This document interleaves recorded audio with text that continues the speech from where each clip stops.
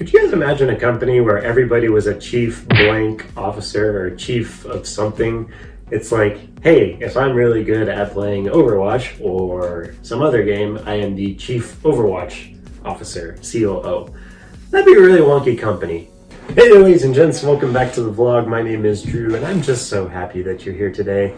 Today we are going to be continuing the ELI-CS major series, and I've got a lot of really great response from the first couple videos. You guys really seem to enjoy it, so thank you all for the support.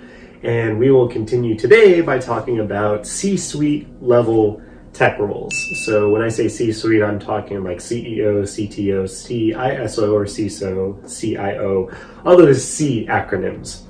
So a lot of people were asking for a video on, what's the top kind of level you can go in your career. And for most people, yourself included, that may be a C-suite executive role.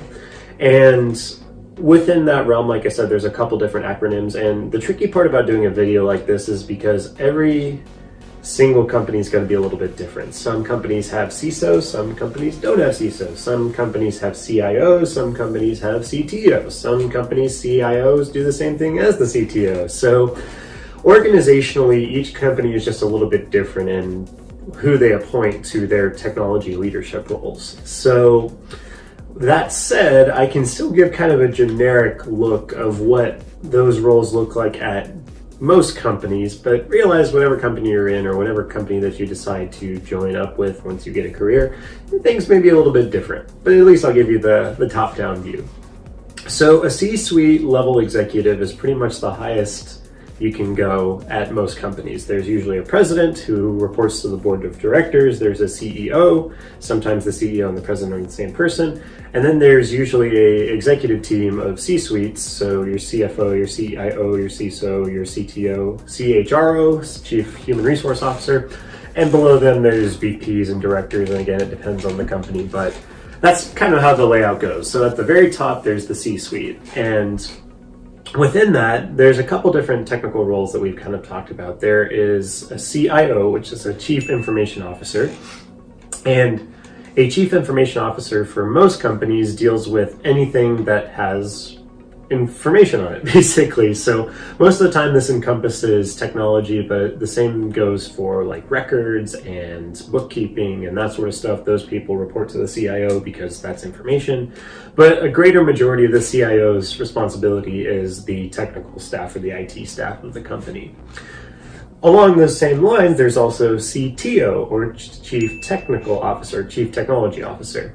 Now, CIOs and CTOs, like I said, in some companies, they're the exact same role, or one company may appoint a CIO and they do the work of a CTO, or they may appoint a CTO and they do the role of a CIO, or maybe the CTO and the CIO does both.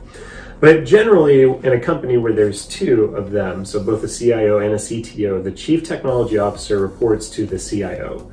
So the Chief Technology Officer particularly deals with kind of the brass tacks, bare metal technology stuff. So everything from like hardware and infrastructure to IT support, IT roles, development, that sort of thing. Again, it depends on the company and what they choose to appoint to each person. But generally the CTO is more in the trenches and knows about the day-to-day operations of IT specifically. And then they report that up to the CIO, who also has a grasp of not just information, but other organizational information objects as well.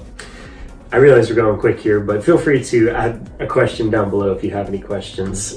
So we've talked about CIO, CTO, and we're going at breakneck speed. I want to make sure that I get through all of these roles. Finally, one of the more prominent C-suite roles that you'll see within the realm of technology, and it's fairly new nowadays, is what's called a CISO, or Chief Information Security Officer. So a CISO deals specifically with information security. So the CISO will usually report to the CIO, and the CISO is in charge of everything security. So application security, database security, network security, physical security, which is one that usually gets grazed over. So who is going into what building at what time, who is touching what server and at what point. All of those physical security issues usually go through the CISO's office as well. And like I said, the roles are fluid. You can have all sorts of different movement. A CIO may be the top level with a CTO and a CISO under it, or the CISO may be the top level with a CIO and a CTO reporting to him. It just depends on the company. So that's a very quick rundown of all the more common chief technology, chief information security officer, the C-suite of technology executives.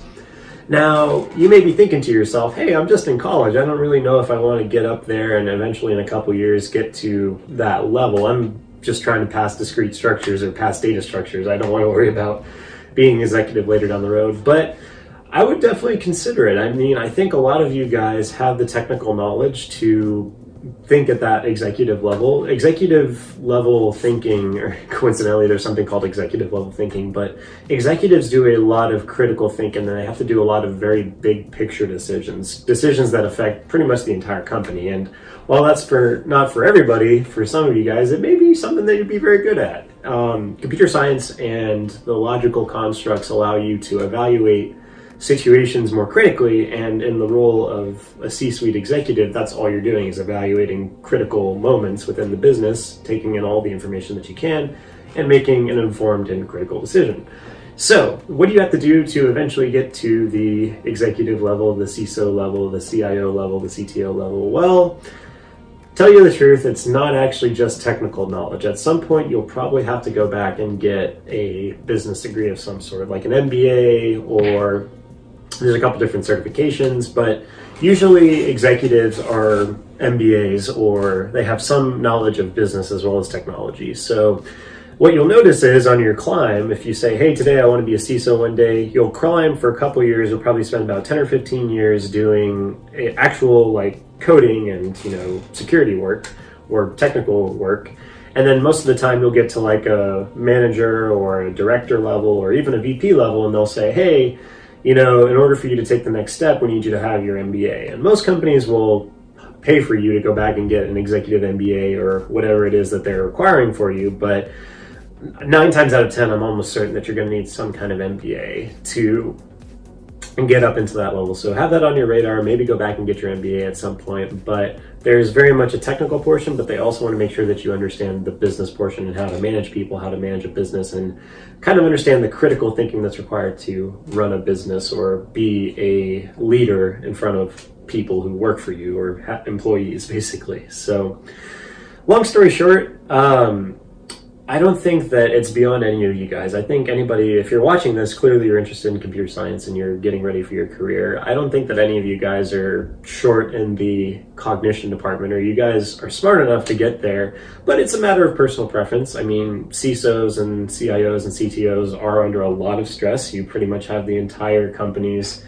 data and technology to be accountable for, but some people work well under that pressure. And if you do work well under that pressure, there is plenty of financial gain to be made up into the 6-figure range, and bonuses that can easily push you into 7 if you're very good at what you do. But again, it's not for everybody, and it's okay if you just want to be a developer or you just want to work your way up and be a very good technical role. I know some developers that make more than the CEO at some companies. So either way you cut it, if you work hard at something, you will be rewarded handsomely for it. But I know a lot of people have their sight on the top of the top, the chief of the chiefs at the company. So that's why I wanted to make this video and talk a little bit about the executive level of technology roles. Hope you guys enjoyed the video. As always, if you enjoyed, leave a like. And if you want to continue the discussion, leave a comment down below. And if you didn't like the video, leave a dislike. I learned just as much from the dislikes as I do from the likes. And we will finish today's video in the traditional way, and that is by me saying, always remember that you are wanted, you are loved, and you are appreciated. You have a special talent that nobody else has, and the world is waiting on you to bring it out. So muster a little courage, go out into the world, and change it. That's what the world's waiting on, you.